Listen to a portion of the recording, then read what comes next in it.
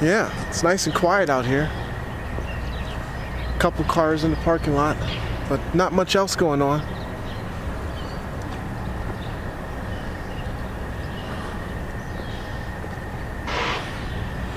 So let's see if I can knock on the door here or get somebody to open her up. And this will be my first time taking a look at my 1190 RX. They've been pretty hush-hush about the motorcycle. I do know that it is in stock form, but I am going to get some mods done to it very, very quickly. A lot more quickly than you might imagine. So I wouldn't be surprised as once this bike gets back to my private residence in Cleveland, Ohio, after a 7-hour drive, if it doesn't have parts installed on it. Yeah, so stay tuned for that. Yeah, I rang the doorbell. Deliveries. Oh, there's Erik himself. He comes to the door. Wow. Good morning, Erik. Morning. How are you? Nice to see you. Good. How are you? All right. Come on in. Wow. I wasn't expecting you. Yeah. Erik, I meant to ask you about this motorcycle, sir. This is the RS? Yeah, that's an RS. What is the deal with this bike, sir? I mean, my fans, they wanted to know about it. It looks phenomenal. What's up with this bike? Well, this is a one-off paint job RS that we did. Okay. It's the only one like it.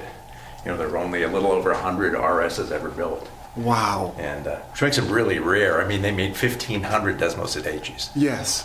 Which means they're 15 times more common than these. Yeah. And look at but these it's a really things. cool bike. It's really nothing different than an RS, than any RS other than the paint job. Uh-huh. But the RSs were, our first bike that when we built 100 of, so we could get it legal for AMA. Okay. You know, and because when you're little, you got to build a kind of premium bike, hand-built bikes first when you're small, because it takes money to build in volume. Yes. You know. Yes. For many, many reasons, which Yeah. we're going to. So that was our first bike. We wanted to be able to race it, and it's very similar to the RX. Okay. The RX is a little more finished, a little more sophisticated in some ways, but then this, on the other hand, is billet and carbon fiber and Yes. magnesium and Oh, yeah. all those kinds of goodies. So it's a really wonderful bike. Are there any more for sale? You know, there none. There may be actually. LAP might have a few from the old company. I think Okay. the assets of the old company, there were probably a couple left. Okay. I'll check with Bill, because this thing is stunning. Oh, these are only, man, they're only 380 pounds, Wow. ready for gas. I mean, they're really light. Wow. Is it 1190 motor in here as well? Yep. Okay. Very similar again to the RX. The RX actually makes a little more power in street trim because we were able to do some more sophisticated stuff with noise controls, like with the exhaust system and stuff like that. Yeah. But this engine actually can make a little more power than an RX because it has a little more cam in it and a little more lighter pistons and a few things like that. But they're very close. Of course, this had Olin stuff on it. Yeah, I You can see that. The carbon fiber. And The carbon fiber is beautiful. It's matte, unfinished. And then this exhaust. What's the deal with this exhaust? It's gorgeous. yeah, that's a little carbon can. And it's funny that it's got two outlet pipes on it. Yes. Which actually, people go, what the heck is it? It's a through stroke or what? But we actually did that because it helped noise. We didn't have some of the noise stuff that we knew we had to work on the RX, do it in volume, which we did with the tuned resonance chambers and stuff like this. But with this, we made less noise with two outlets than with a single. So it was just enough to get us under the noise limit. That's amazing. I'm like, what would it do with three? But anyway, there was only 11 of us here at the time we built this. Insane. A small company pushes out an amazing motorcycle like this. I mean, this just goes to the ingenuity of your company. It's amazing. I know we were laughing about that, we did, because at that time, Ducati, which is another great company building twins, their race department, I think, had 250 people in it, and our whole company had 11. Wow. And we not only were racing it, we had to build it from scratch. We had to design it, and build it, and source it, and then race it. So is this one a display unit for the offices here then, or? Yeah, it's just a display unit, and we Sure. kept this one around because it is unique, because it's the only one that was done in this color combination. Does anybody ride this thing? No. Wow. We have My RS number 6 is actually over in Michigan. The guy's Bill, I think, is riding it over there. Nice. What color's that? It's mine's black. Nice. Black. It's EBR, extreme black, right? But, yeah.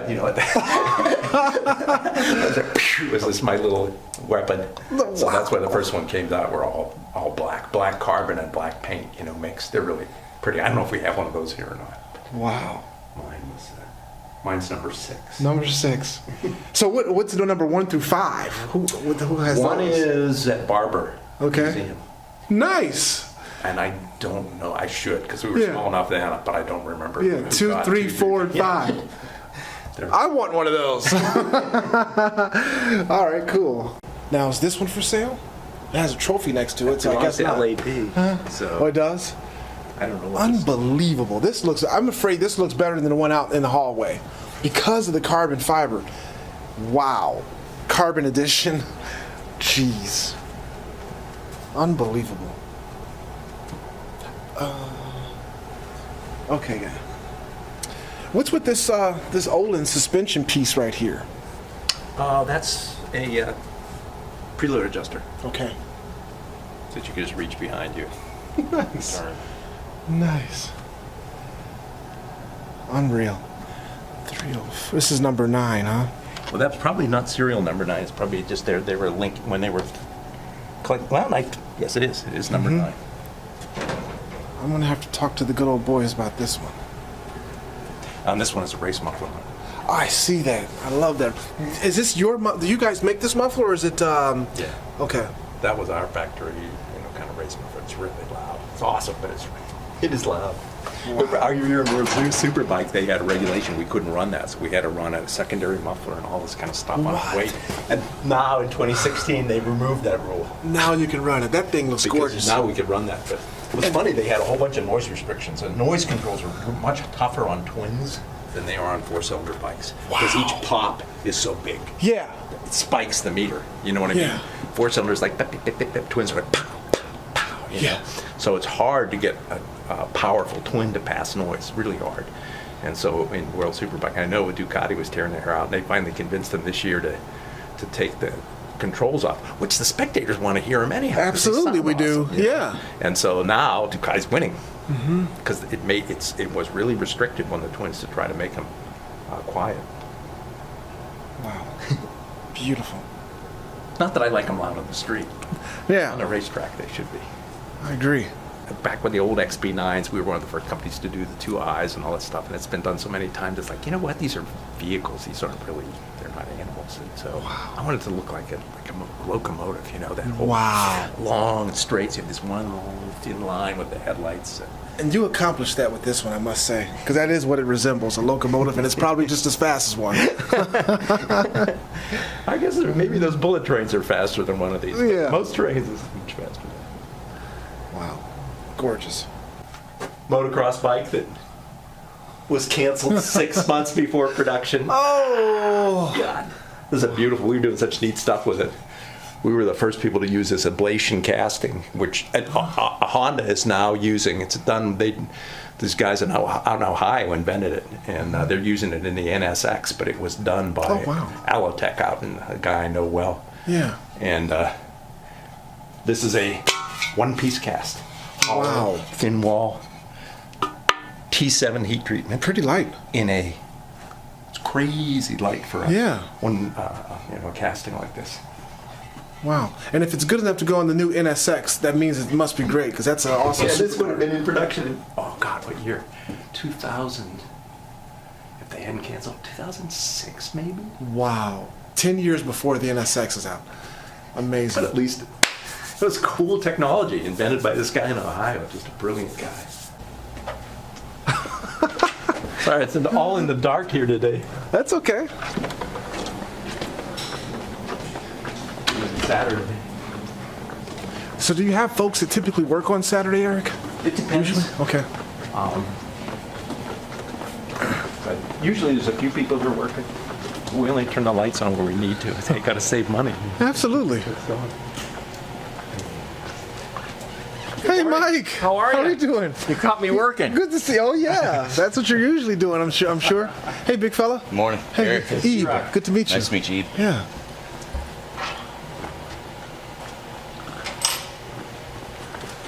So this is my bike. I started a project on it, didn't get it finished, so these guys came in.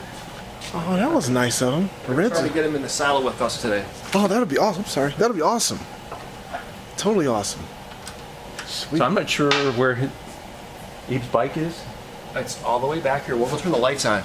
Okay. We'll take you back here to the... Wow. I know, this place is absolutely a mess. We had to condense everything from 3 buildings into one.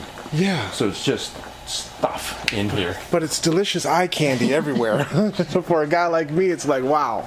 Everywhere I look, there's a piece of jewelry. A couple questions. Sure.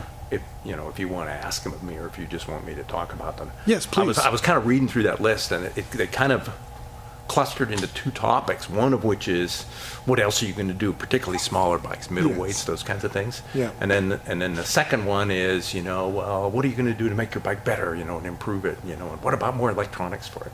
And that seemed to me, that was probably 80% of the questions. Yep. If you put them in nutshells, they were all phrased a little differently, but that is kind of the 2 groups. Yeah. And for me, the first question about, is, well, what are you going to do to make your bike more competitive? It's like, man, I just built it, and I think it is competitive. It's winning races, it's whatever. And they're like, well, it needs more electronics. I had one journalist send a note saying, you've got to update the electronics. It said it's like, your bike's like an old BlackBerry. Oh, jeez. That's Why are you saying? It's not a cell phone. It's a freaking motorcycle. right. And if what you're riding a super bike is for the buttons, you probably shouldn't be riding a super bike. Yeah. You should be probably playing, Game of Thrones on your... Right. It's just crazy to me, because to me a super bike is an ultimate tool for a very experienced rider. Yeah. And for me, having that stuff in the control of a bunch of electronics, I hate. Yes. I mean, I have electronics in my pickup truck and in my wife's van, and they do horrible things. They do things that, like, what? Coming up a ramp and it's a damp out, and there's a truck coming to merge, and I step on the gas and a wheel spin and the motor goes, bah. Right. I'm like, oh my God, I gotta go up on the gravel. What? Yeah. Where's that button to turn that stinking thing off? Right. But anyhow, I mean, there's a room for electronics. There's room for Google cars, and there's certainly people that should not be on the road because they're texting down the road. Please put yourself in a Google car and let some computer drive you. Right. But for people who want to drive and want to ride and have the experience and have the control in their hands and have the skill to use it, that's what I tried to work on with the bike, is making the bike as light as possible, making the wheels as light as possible, make it handle incredibly well, give it a big, wide power band. So a huge amount of mid-range, and that meant I had to add the secondary muffler, because again, with twins, there's such a punt in noise with each gimmick. You can do, and noise tests is you come into a noise test thing at a certain speed and turn the throttle wide open. Yeah. As it accelerates through it, the meter reads the noise. That's how you pass the, federal laws. With a big twin with a bunch of mid-range, they go, wah! Wow. And the meter goes nuts. Yep. And it won't pass. So we had to put a second muffler on. I could have gutted the mid-range No. and still had a great peak number, right, to advertise. But we love the mid-range, Eric. yeah, that's what you ride with. Right. That really is what you ride with, not with a number. It's like, Wow. oh, you're 5 horsepower down on the new whatever it is. It's like, my God, I've got 165 horsepower at the rear wheel. If you can use that, show me. Right. Because I'm betting you can't. Most people. Right. You probably need to learn more. Or if you can use it, you're hellaciously talented, but you won't be able to use it except on a certain racetrack on a certain day. Yes, but sir. you can use that 20 more horsepower in the mid-range every day. Yeah. And whether it's pulling out to merge or anything like that, that's what the bike's about for me. So I just think we built a great motorcycle, as it is, and it has it's proven it. It's winning races, and it's thrilling riders all over the world. It's incredibly quick on track days. People who own them come back and go, I can't believe the weekend I had at a track day, a track day weekend. Right. And that's what I'm looking forward to experience too, is taking my bike out to the track, which I will be doing here real soon. In a couple of weeks, I'll be at Mid-Ohio Raceway. Oh. Yeah. Have you been there before? Yes, raced there many times. I've won. What? Bike races there. And I won the national championship for ERA, which was like the equivalent to CCS back then. Yeah. They had a one-race grand championship thing with a big money person. I won it back in '78. No, what? It's a long time ago. But I know the track well. I love the track. But it's a great track for this bike because it's got a lot of corners and a lot of switchbacks. And a long straightaway in the back. And a long straightaway, but it's also rough. The track's a little rough and bumpy, which is where the light wheels really help. Like the front wheel is so lightweight. That's what that was built for, because the MotoGP tracks are just like polished glass. They're so imperfect, Yeah. Which is what, if you want to see, Valentino Rossi and the doctor. Mark Marquez dragging his elbows on the ground or his shoulders, but you need that incredible thing. But that is not like 99% of the tracks in the world and 99.999% of the roads of the world. Yes. They're rough and bumpy. Yes. So that's where you need light wheels to follow the roughness of the road. So Mid-Ohio will be an awesome track. It's a great track for a twin. I won their Superbike race there on a Ducati, of course, which was riding back then, a 900 SS. But, wow. It's a good track for twins. It'll be fun. You're going to dig the hell out of it. You're going to love the video. I'm jealous. Oh, wow. Yeah, I'll toss the video up from that experience there real soon. The second question you were saying about... people were asking about, what else are you going to do with other bikes? Or what would you build next if you had money to build it? What other bikes would you like to build? I know a lot of guys were asking about a middleweight bike, something like that. Yeah, and, we'd love to do it. We've designed and actually, and put in some cases put into production, or gotten them very close to production, 250, redone 150s and 100s, and worked on those for Hero. Did a complete new 250 platform for them, engine, chassis, in 4 different models. We've designed middleweights for ourselves, middleweight for Hero.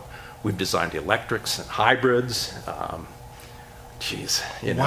Motocross bike, motocross / dual purpose bike, which was, killed. But it was, for me, what I want to build is sport bikes. And there's a lot of cruisers made, a lot of what somehow has gotten the connotation of American kind of bikes, which might be because of the big expressways, laid back, feet are in front of you, Yeah. That's not how I like to ride.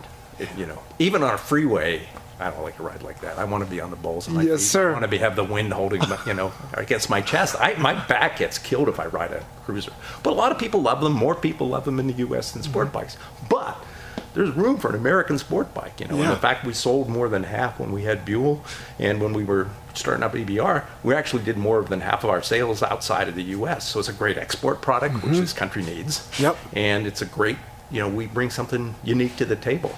So I'd love to do middleweights. The reason I can't do any of them, although we can design them and hand them off to people, is money. Yeah. It just requires somebody to invest in it. Absolutely. And hopefully we'll get there. But right now we just have to build this business one step at a time. Yep. We could build wonderful bikes. So what I want to build is sport bikes. And to me, a sport bike is not necessarily, a super bike is a super bike, but a sport bike is an athletic bike.